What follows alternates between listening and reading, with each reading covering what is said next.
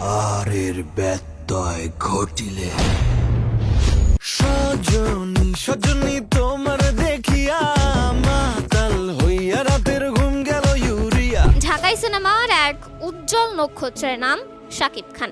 ঢালিউডের আকাশে এ নক্ষত্র জ্বলছে 25 বছর ধরে।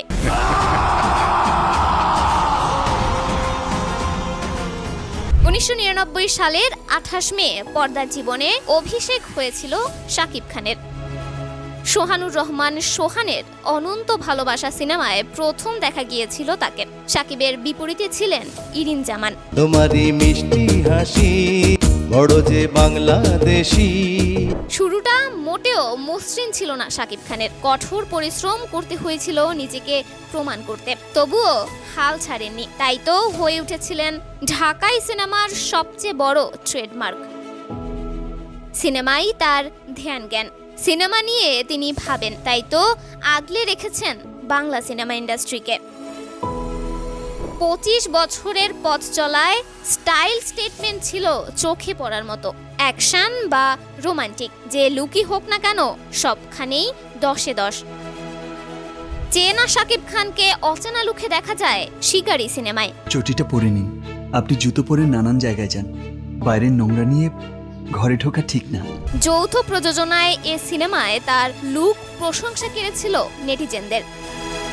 এরপর নিয়মিত ভিন্ন লোকে পর্দায় আসছেন শাকিব খান। প্রিয়তমা সিনেমায় তার বৃদ্ধ লুক ছাড়িয়েছে অতীতের সবকিছু।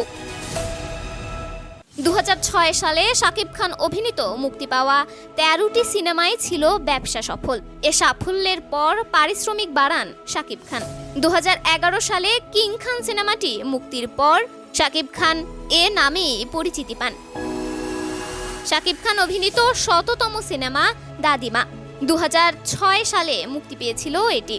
200তম সিনেমা পূর্ণদৈর্ঘ্য প্রেম কাহিনী। 2013 সালে মুক্তি পাওয়া এ সিনেমা করা জয়া আহসানের বিপরীতে অভিনয় করেন শাকিব। শাকিব খান প্রথম গানে কণ্ঠ দেন 2011 সালে মনের জ্বালা সিনেমায়। গানটির নাম ছিল আমি চোখ তুলে তাকালে। আমি চোখ তুলে তাকালেই সূর্য লুকায়, হাতের ইশারাতে সাগর শুকায়। 2022 সালে ঈদুল ফিতরে মুক্তি পাওয়া বিদ্রোহী সিনেমায় 60 লাখ টাকা পারিশ্রমিক নেন শাকিব খান।